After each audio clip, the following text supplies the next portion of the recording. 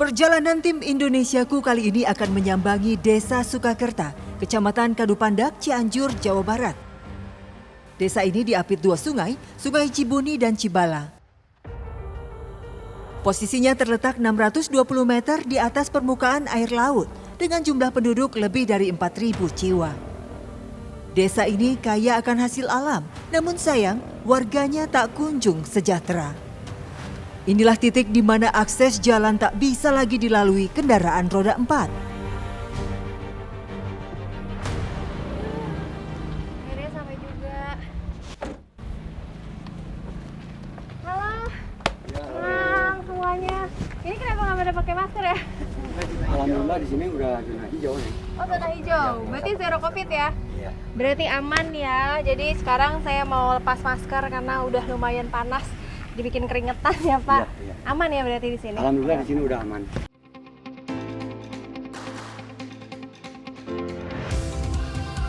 Kami pun kembali melanjutkan perjalanan dengan berjalan kaki.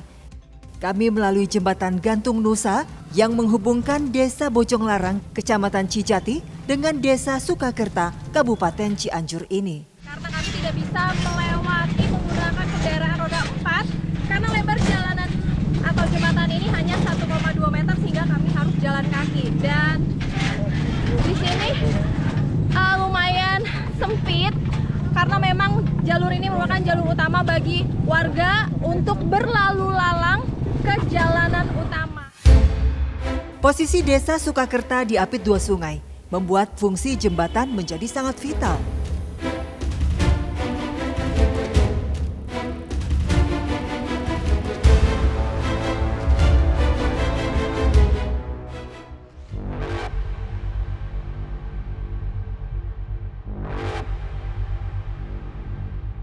Akhir tahun 2018, jembatan beton mulai dibangun, namun hingga sekarang tak kunjung selesai.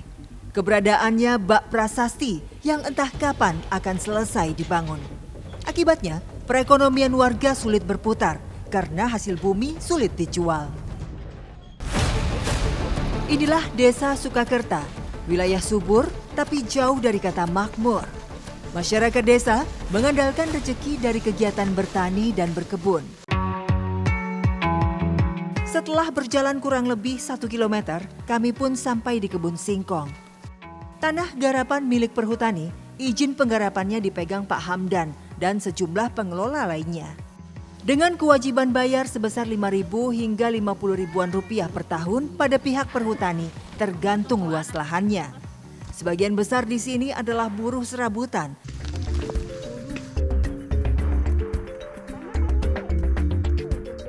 Seperti Mariati yang sudah bekerja selama 26 tahun.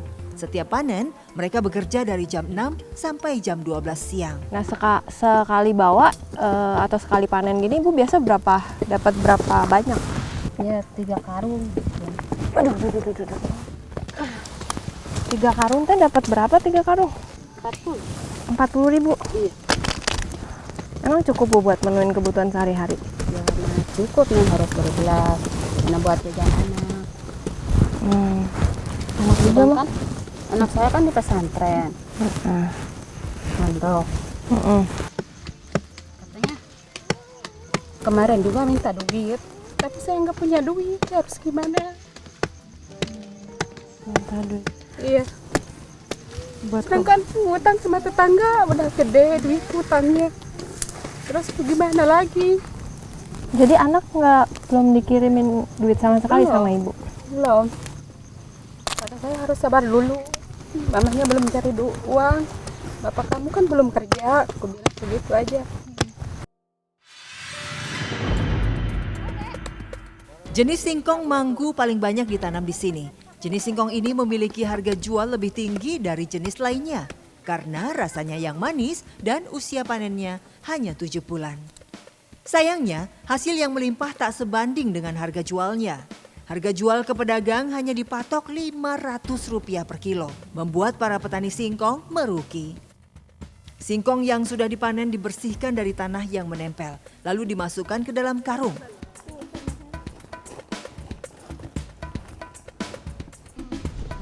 Dan selanjutnya diangkut dengan ojek menuju pengepul. Ojek gunung yang terampil dan punya skill bermotor di medan sulit jadi andalan. Dengan lincah, mereka mengangkut hasil panen melalui jalan yang sempit, licin, dan berlumpur. Jantung saya pun berdebar kencang karena medan ini sangat menantang. Salah sedikit saja, kami bisa terguling.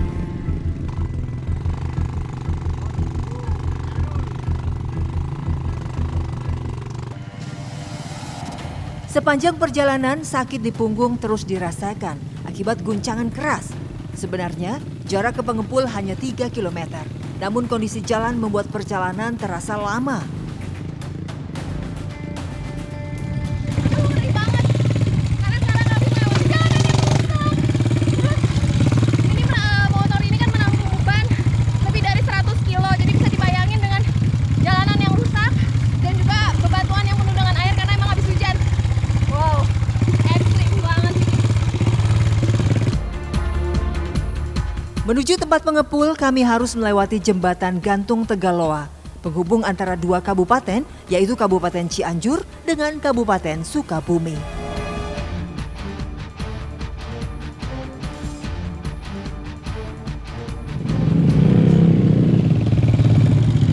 Akhirnya sampai juga di lokasi tempat kita akan menaruh singkong-singkong ini. Pak, saya mau turun dulu, pegangin.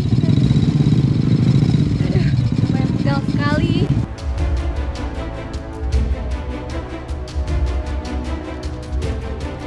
Jarak pasar yang cukup jauh membuat ojek menjadi sarana transportasi primadona warga desa Sukakerta.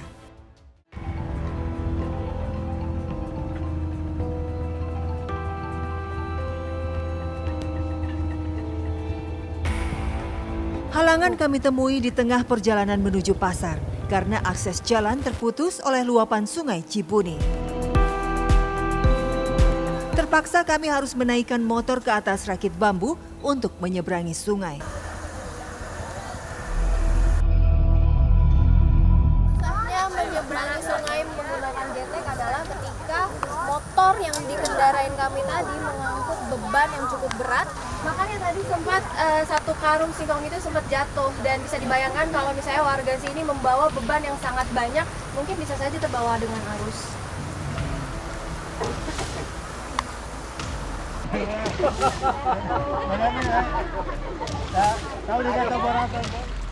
Arus sungai yang kuat membentang kurang lebih 80 meter. Sebenarnya sangat berbahaya. Resikonya, hanyut dan tenggelam bisa saja terjadi. Namun bagi warga, akses sungai menjadi pilihan utama karena jarak menjadi lebih dekat daripada melewati jalan darat. Ongkos rakit bambu untuk motor yang berpenumpang Rp10.000 sekali jalan. Bisa dihitung berapa banyak ongkos yang harus kami keluarkan menuju pasar dan pulang ke rumah.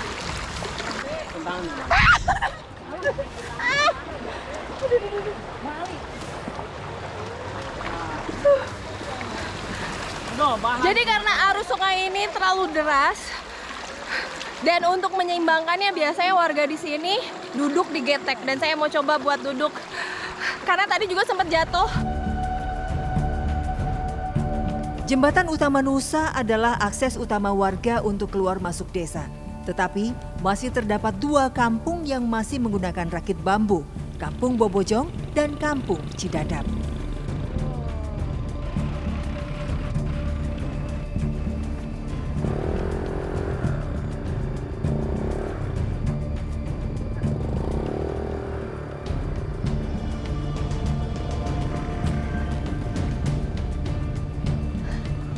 Inilah resiko kalau misalnya jalanannya sangat hancur dan juga rusak. Jadi akses jalan mereka juga bisa tertunda, yang harusnya misalnya ke pasar sampai bisa jam 7 pagi. Ini mungkin bisa terlambat sekitar lebih dari 1 jam. Dan ini juga jatuh, resikonya juga barangnya juga bisa rusak ya Pak. Angkat itu dulu Pak, ini saya tahan motornya.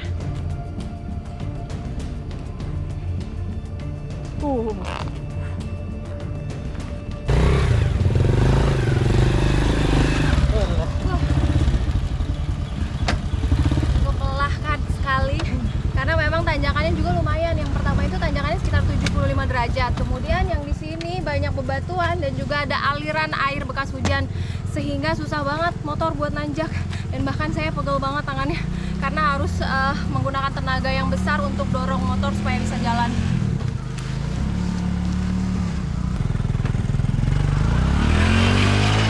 Sebenarnya, jarak menuju pasar hanya kurang lebih 2 km. Namun akses jalan yang licin membuat motor seringkali tergelincir.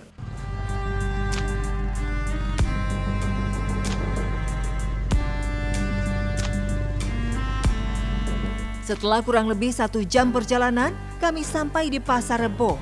Terletak di Desa Bojong Larang, Kecamatan Cijati, Kabupaten Cianjur. Pasar ini buka setiap hari Senin dan Jumat, dari jam 6 sampai jam 9 pagi. Berbagai sayuran, ikan, daging, dan hasil bumi dijual di sini.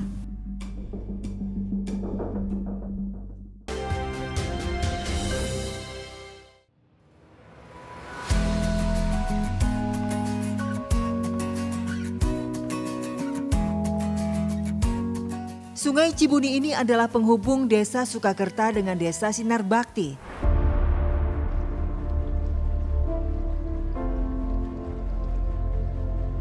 Tidak adanya akses jalan menuju tempat kerja, hanya sungai inilah salah satu solusinya.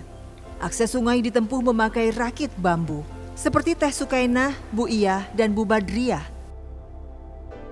Di kala musim hujan, menyeberangi sungai dengan rakit getek seperti ini sangatlah berbahaya karena arus sungai menjadi deras.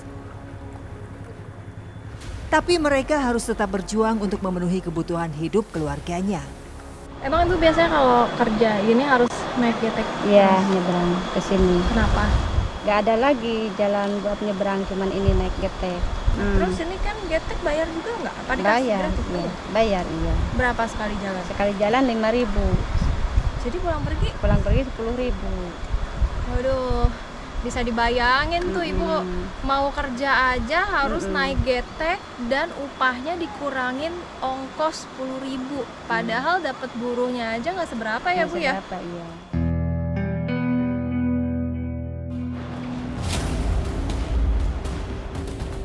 Aliran air yang kuat kerap menantang bahaya. Menurut informasi warga, tali seling penahan rakit getek pernah putus dan rakit pun hanyut terbawa arus air. Sungai selebar 80 meter bisa ditempuh kurang lebih 5 menit.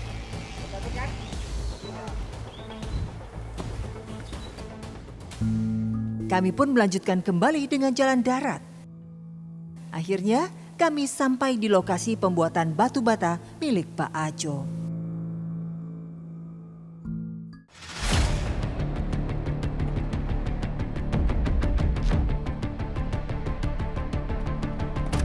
Batu bata tak hanya terbuat dari tanah liat saja. Ada pasir, abu, dan air sebagai bahan campurannya. Perbandingannya 1 tanah liat, 1/3 pasir, air, dan abu secukupnya. Tambahkan air sedikit demi sedikit sambil diaduk terus-menerus memakai kaki.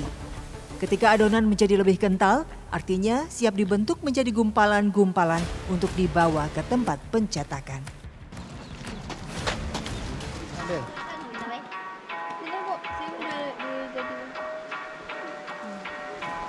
Ini adalah tanah liat yang nanti akan dijadikan cetakan batu bata. Dan liatnya nih udah bisa dibentuk-bentuk seperti ini nih. Baru ini udah siap.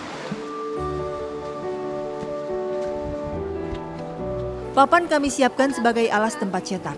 Lalu cetakan diletakkan di atas papan.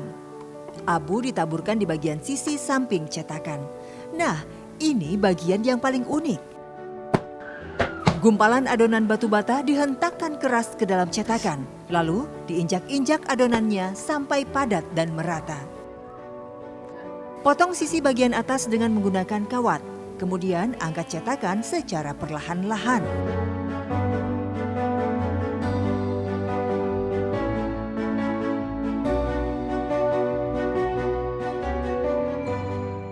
Di antara buruh batu bata lainnya, Ibu Iyah yang paling lama. Ia bekerja sudah 5 tahun. Emang kalau misalnya bikin batu bata kayak gini, Ibu dibayar berapa? Dapat 300 biji. Berarti 300 kali 1.000. Iya. Berapa tuh? sekitar 30.000 ya dapatnya. Emang cukup Bu buat kebutuhan sehari-hari Bu? Ya cukup, nggak cukup. Kalau anak Ibu ada berapa? 1 Ada 1, masih kecil tapi. kecil. Nah tadi kan Ibu kan bareng sama saya tuh naik getek.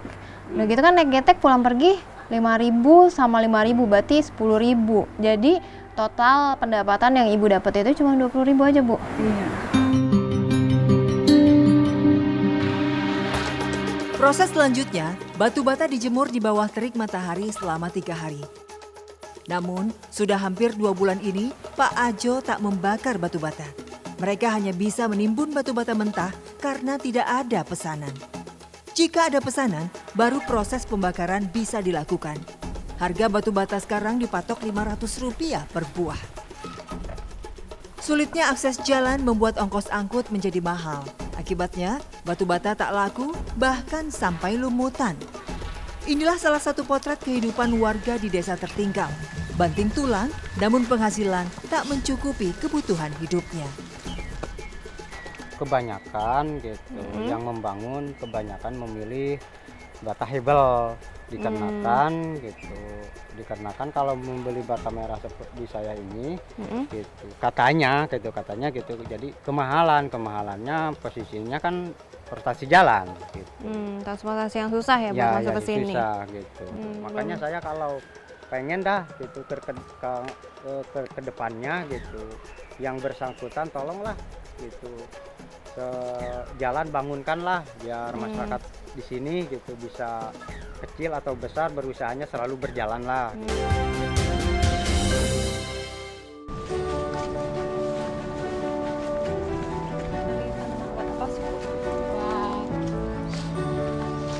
Puskesmas terdekat berjarak kurang lebih 20 km, membuat warga kesulitan untuk mendapatkan fasilitas kesehatan yang memadai.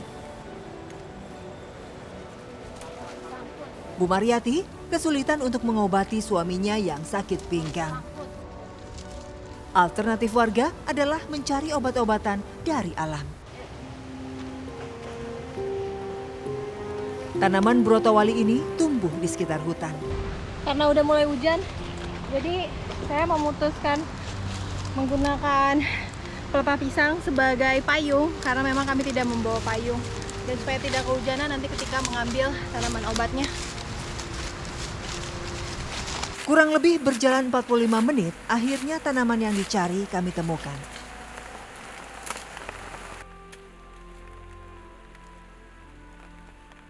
Tanaman brotowali mempunyai batang berbintil-bintil.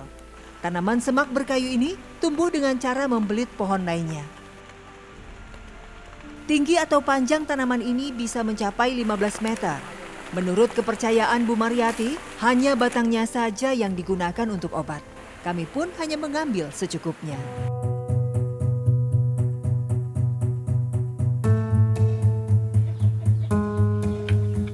Kami langsung meracik batang tanaman brotowali yang sebelumnya sudah dicuci bersih. Kemudian diiris menjadi kecil-kecil.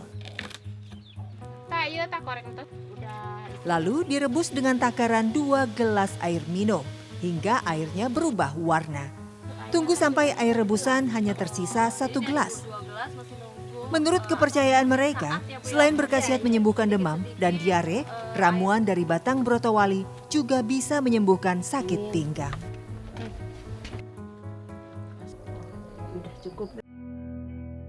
Nah, Ibu kan nggak pernah bawa ke rumah sakit apa puskesmas gitu anak gitu suami. Nah, kalau misalnya pernah nggak sih Bu anak apa suami Ibu sakitnya parah banget? Pernah anak saya. Nah, itu nggak langsung dibawa ke rumah sakit juga? Terus Ibu apain anaknya? Saya obatin alamnya aja yang di kampung gitu. Itu waktu itu anak saya pernah sakit parah. Sampai 1 bulan gak bisa jalan. Ininya kakinya yang sakit sampai jalannya aja gini, tapi karena jatuh dia. Tapi saya mau bawa ke rumah sakit, nggak ada duit, mau pinjam aja sama tetangga, nggak ada yang ngasih gitu. Ya gimana lagi gitu. Ya terpaksa diobatin di kampung aja gitu, diurutan pakai itu apa daun sembung gitu, apa gejos debu itu kan digejos pakai air panas. Langsung saya urutin gitu kakinya dia waktu masih kecil. Pas gitu udah 1 bulan dia baru bisa jalan lagi kayak masih bayi gitu jalannya. Sampai sekarang dia masih ininya sakit kakinya. Kalau di pesantren, mama saya sakit kaki katanya. Itu efek kecil ya. Iya. Sekarang usia anak berapa? Iya udah 12 jalan.